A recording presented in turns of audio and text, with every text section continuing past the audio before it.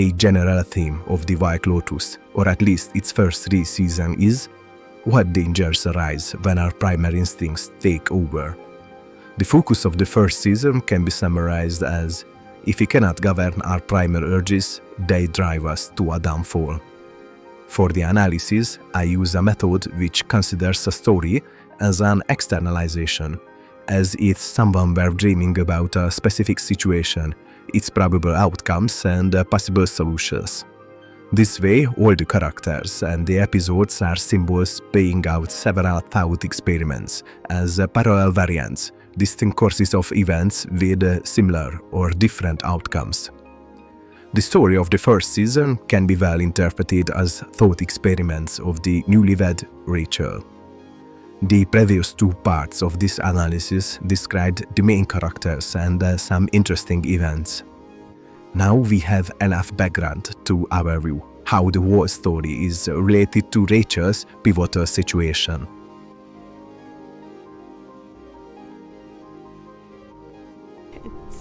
I'm just having a moment. I don't know. What do you think?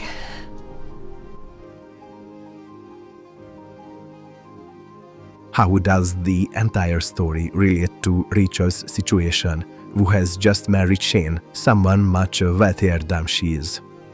According to her instincts and most people around her, Rachel should be happy about her luck and enjoy the luxury. However, 2 things characterize Rachel's relationship. On the one hand, from Rachel's side, this is a dependent relationship. She had to sign a prenuptial agreement. At the same time, Shane wants her to give up her career and be around him. On the other hand, this is a very fragile relationship. Shane is primarily attracted to her sexually and not because of her personality. What kind of more exciting opportunity would turn Shane's attention?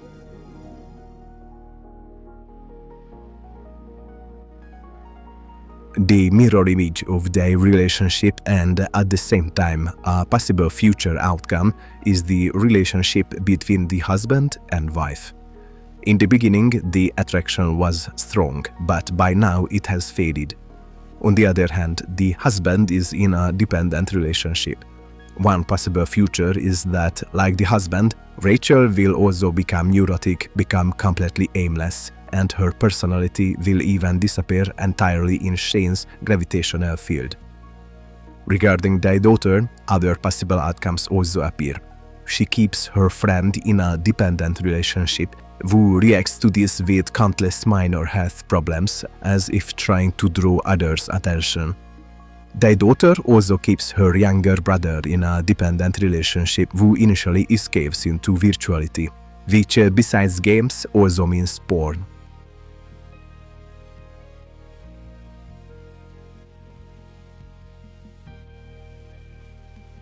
The fragility of their relationship is shown as Shane already starts flirting with girls during his honeymoon.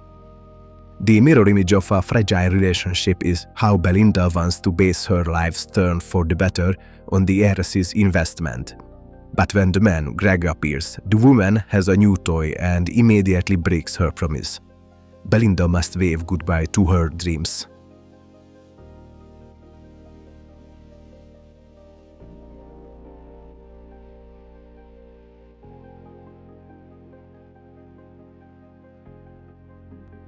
Because of their relationship built on sexuality, Rachel views Shane as if he were a sex addict.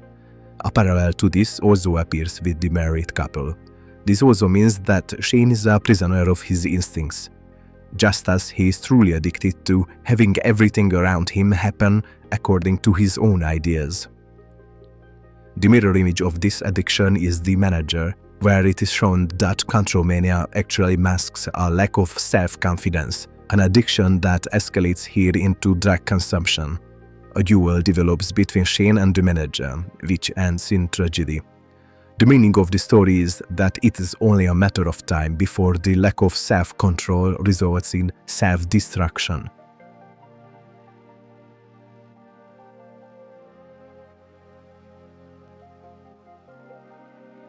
If Shane is unstable, He could even make a mistake that drags his wife down with him. We see one degree of this in the case of the friend Paula and the bellboy Kai.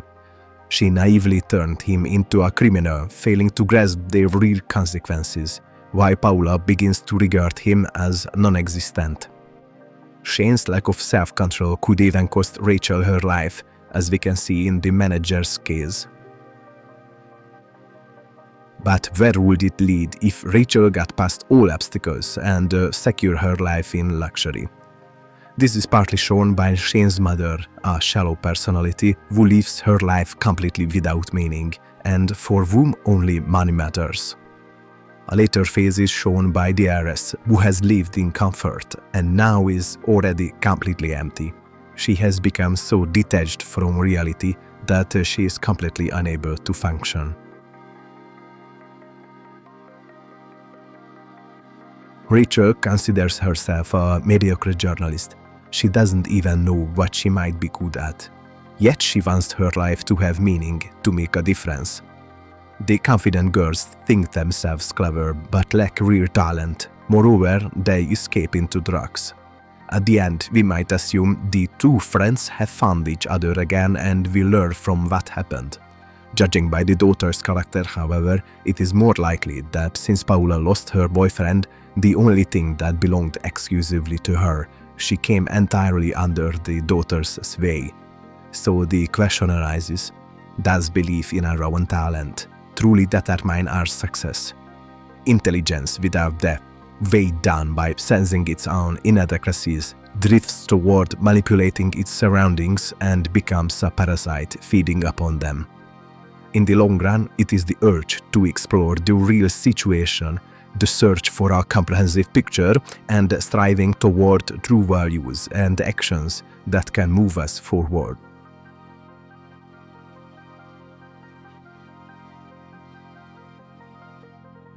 Throughout the entire journey, every person and event served to help Rachel examine her situation from every angle. Almost the entire universe arranged itself into a mind map of her situation, its different framings, the possible decisions, and their probable outcomes. In the terminology of critical decision-making theory, we could say that everything was in place for her to make a cognitive-based decision instead of an affective-based one, to follow her intelligence rather than her emotions. Where does this all lead? The most likely outcome is an unfortunate one, possibly even tragedy. She might escape into virtuality, or she could become neurotic or develop minor health issues. Or by changing the target of his primal interest, Shane might leave her behind. However, it could also happen that Shane's uncontrolled and turbulent behavior would drag her into crime and imprisonment, or even cause a life-threatening situation. If the outcome is fortunate, that is, if she manages to navigate alongside Shane long enough and assist with his personality flaws, she will still essentially waste her life. Rachel doesn't trust her talent, but the example of the girls and the wife shows that confident belief in their own intelligence doesn't lead forward. Rather, it's precisely curiosity and openness that do, which are Rachel's traits. Finally, Rachel even elevates her problem to a mythic level and calls her marriage a Faustian bargain.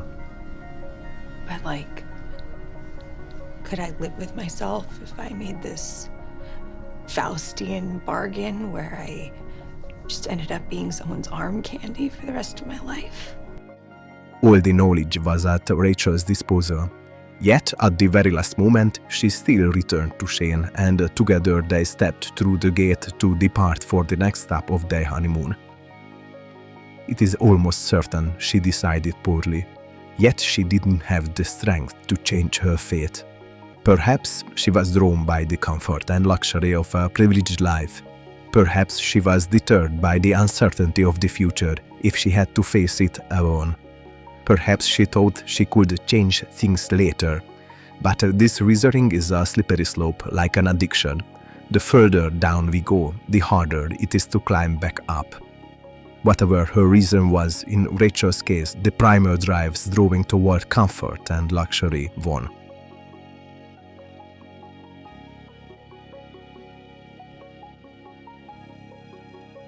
This analysis focuses on the psychological skeleton of the story, the character arcs and the decision-making patterns that drive the narrative forward. The White Lotus is also a sharp social satire, examining class dynamics, gender power structures, and colonialism, but those layers are intentionally left for separate discussion. I hope I've managed to show that this is an interesting, even enlightening story, and it's worth watching again, thinking about and discussing. In its psychological framework, the general theme of The White Lotus is what dangers arise when our primary instincts take over, and the focus of the first season can be summarized as, if we cannot govern our primal urges, they drive us to a downfall. And what we can do is pull ourselves together and make a leap to break out from the downward spiral, even if it seems difficult and uncertain. Rachel has seen all the possible futures laid out before her, yet her decision is to stay and accept the luxury. However, the price will be her personality and ultimately her quality of life. One person, however, was able to radically change his life. The son previously escaped into the virtual world from the terror of her sister and her friend. After an involuntary digital detox, he joins the local paddling club. In stories, a so-called reasoner character often appears, who primarily observes the events but at a certain moment expresses the creator's opinion. In the son's case, nature also won. However, he used the power of nature to change his fate. He escapes from his family and finally rows off into the sunset.